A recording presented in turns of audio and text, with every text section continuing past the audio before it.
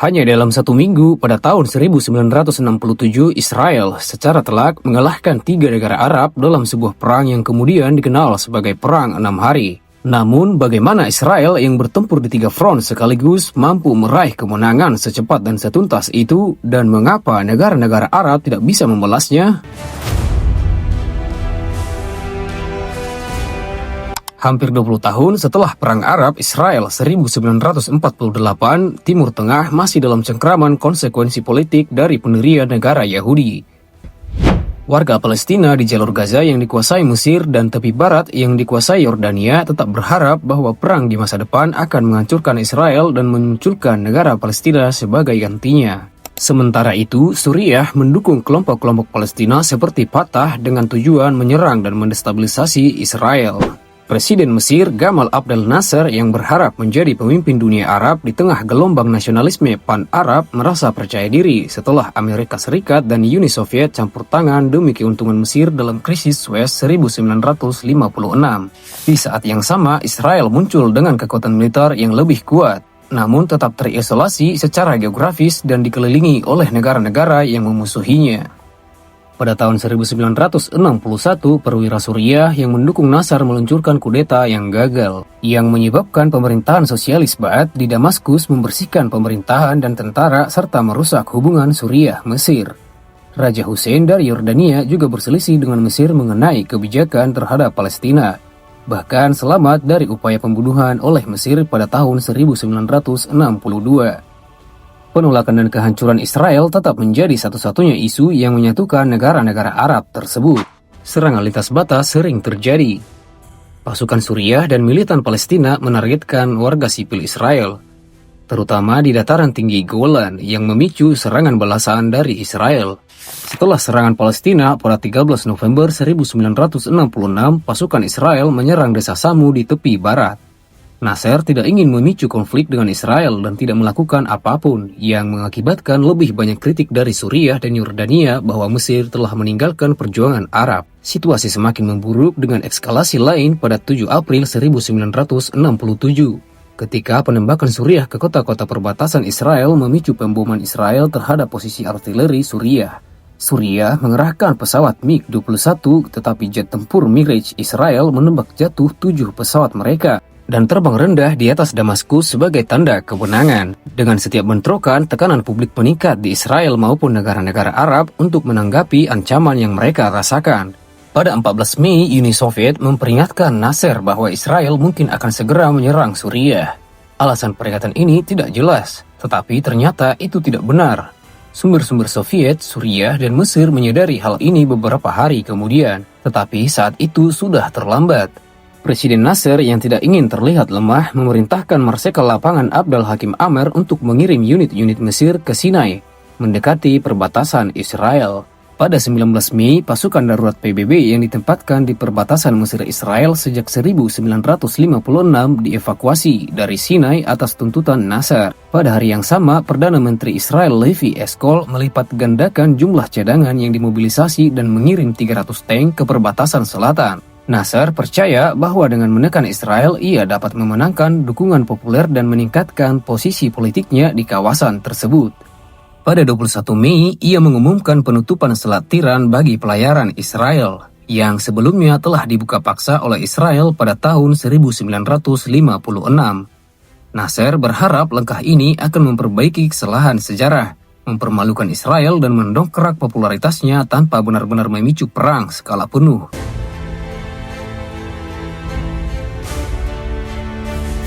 Bagi Israel, Selat Tiran adalah rute pengiriman ekonomi utama dan blokade tersebut dianggap sebagai tindakan perang. Perdana Menteri Eshkol memerintahkan mobilisasi militer penuh yang membuat ekonomi Israel terhenti. Wanita dan anak-anak muda menggali parit dan menyiapkan kuburan massal di Tel Aviv saat pasukan cadangan dipanggil di seluruh negeri. Serangan ditetapkan pada pukul 7 pagi 5 Juni 1967. Di ambang perang, pasukan pertahanan Israel atau IDF memiliki 264.000 tentara termasuk cadangan, dan 1.000 tank yang sebagian besar adalah model Perang Dunia II yang dimodifikasi. Mereka juga memiliki kru yang terlatih untuk 250 pesawat tempur mereka. Mesir memiliki 100.000 tentara dan 950 tank di Sinai, bersama dengan 282 pesawat tempur. Sementara Suriah memiliki 75.000 tentara dan 300 tank di dataran tinggi Golan serta 120 jet tempur. Yordania dengan militer yang dilatih Inggris mengerahkan 55.000 tentara, lebih dari 300 tank modern dan 24 jet tempur modern. Kepemimpinan Israel bertekad bahwa perang ini akan berbeda dari konflik tahun 1948, dan rencana serangan pendahuluan telah dikembangkan selama bertahun-tahun. Agen intelijen Israel, Mossad, memiliki agen di sebagian besar militer Arab, termasuk Wolfgang Lotz, warga Israel Jerman yang berteman dengan perwira senior Mesir dan menyamar sebagai mantan perwira SS. Agen-agen ini membantu Israel memetakan lokasi setiap pesawat Mesir di darat. Israel pun melatih rencana mereka. Pilot lepas landas pada waktu yang berbeda dari pangkalan yang berbeda di seluruh Israel dan menjaga keheningan radio yang ketat. Pada pukul 7.30 pagi, tanggal 5 Juni, hampir 200 jet Israel menuju target mereka. Terbang rendah di atas Mesir untuk menghindari deteksi radar. Secara kebetulan, baterai anti pesawat Mesir tidak memiliki perintah tembak karena marsikal lapangan Amer sedang mendarat di pangkalan udara pagi itu. Dalam 1 jam, jet Israel melumpuhkan hampir semua pangkalan udara Mesir. Pilot Mesir Hasim Mustafa mengenang kejadian itu. Sekitar 30 detik sebelum serangan berakhir, gelombang kedua pesawat tiba. Kami berlarian di gurun mencari perlindungan. Itu adalah komedi yang menyedihkan. Pilot dari jet terbaru dan terlengkap bertempur dengan pistol. Rasio kerugiannya 100% bagi kami, 0% bagi mereka. Israel hanya kehilangan 9 dari 200 pesawat. Angkatan udara Israel juga menyerang lapangan udara Suriah dan Yordania, menghancurkan lebih dari setengah pesawat Suriah dan hampir semua pesawat serta landasan pacu Yordania. IDF menyerang di darat juga. Di pantai, pasukan lapis baja melewati Rafah dan jalur Gaza untuk memaksimalkan kecepatan serangan ke Sinai. Tentara Mesir terkejut saat tank Centurion dan Patton Israel muncul di posisi mereka. Saat tank Israel berpacu menuju kanal di Sinai Utara, kekuatan lain yang dipimpin oleh Mayor Jenderal Ariel Sharon menembus pertahanan Mesir di Katef menuju Abu Agheila. Infanteri mekanis dan tank Israel meluncurkan serangan dengan dukungan artileri massal. Sementara pasukan terjun payung yang mendarat dengan helikopter menghancurkan posisi artileri Mesir. Menjelang malam, divisi ke-7 dan ke-20 Mesir telah hancur. Pukul 4 sore, marsikal lapangan Amer yang emosional memberikan laporan singkat kepada Presiden Nasser. Mereka berdua setuju untuk menutupi kerugian agar Suriah dan Yordania tidak mundur dari perang. Pada hari pertama, Israel secara efektif telah melenyapkan gabungan angkatan udara Mesir, Yordania, dan Suriah. Di Sinai, pasukan Mesir telah kehilangan garis pertahanan pertama mereka dan mundur ke arah timur. Raja Hussein mematahkan harapan Israel akan netralitas Yordania ketika ia meluncurkan serangan lintas batas. Pasukan Israel kemudian masuk ke tepi barat dan menuju Yerusalem Timur.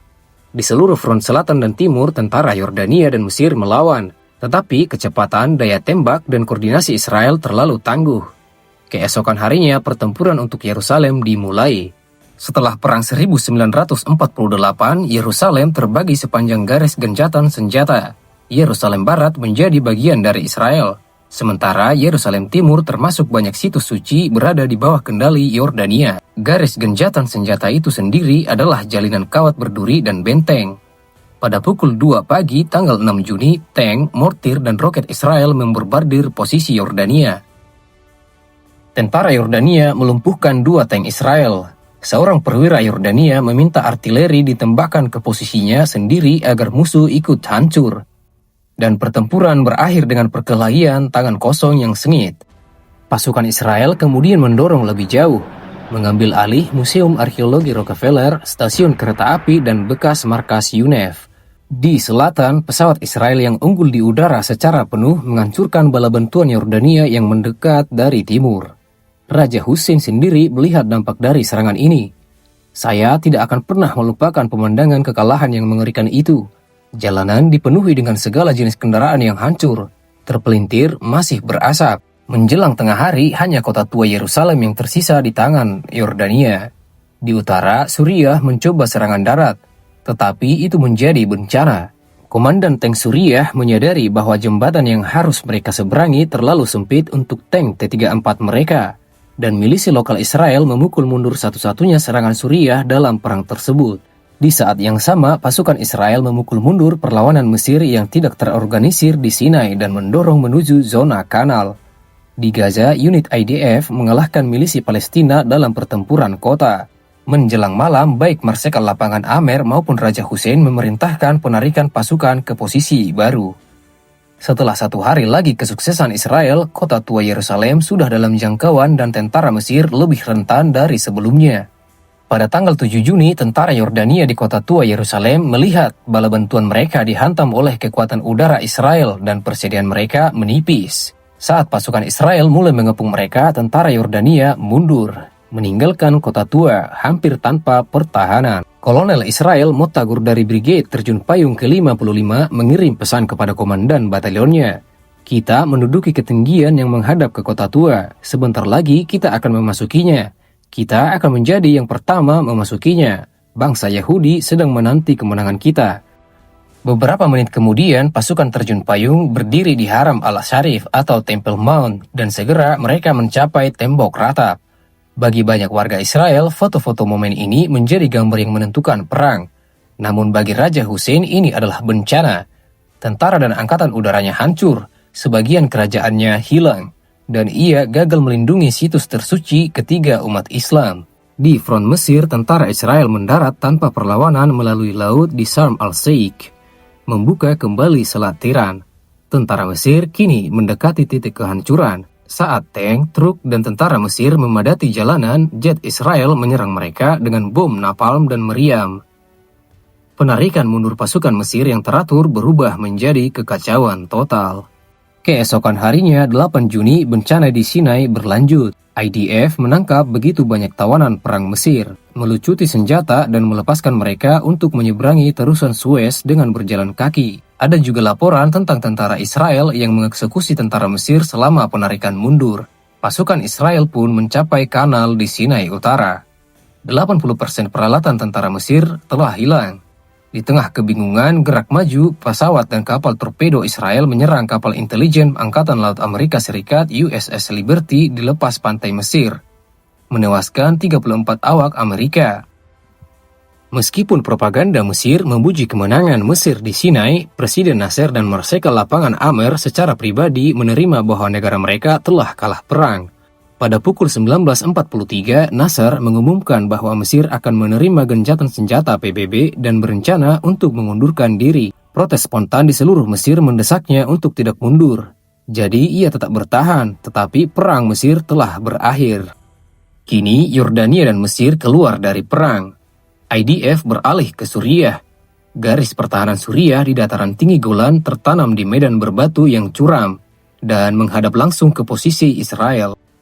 Ladang ranjau mengelilingi beberapa jalan menuju ketinggian tersebut.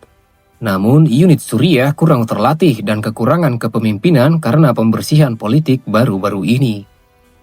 Pada 9 Juni, Israel melepaskan tembakan udara dan artileri besar-besaran, dibantu oleh intelijen yang dikumpulkan dari mata-mata Eli Cohen. Israel melakukan lebih dari 1.000 serangan udara terhadap posisi Suriah.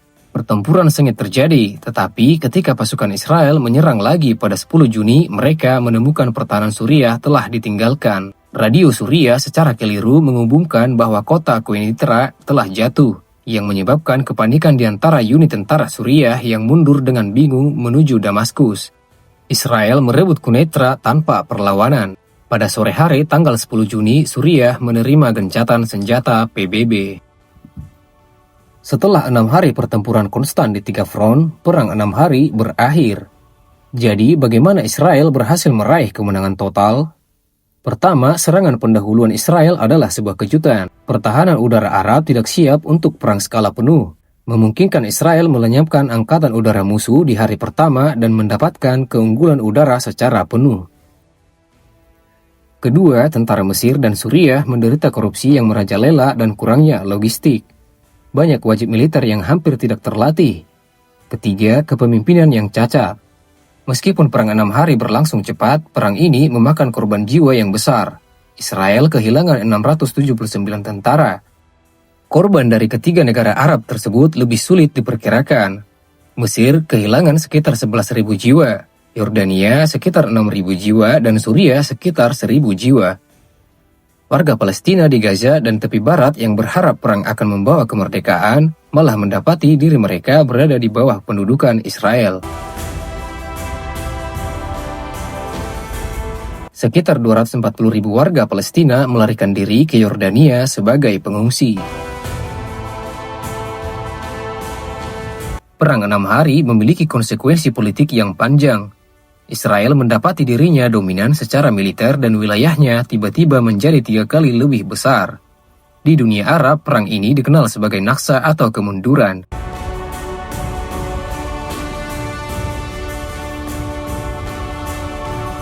Negara-negara Arab bersumpah untuk membalas dendam dan menolak mengakui Israel. Bagi warga Palestina, perang 6 hari menyebabkan pendudukan Israel atas tepi barat dan Gaza, sebuah situasi yang belum terselesaikan hampir 60 tahun kemudian.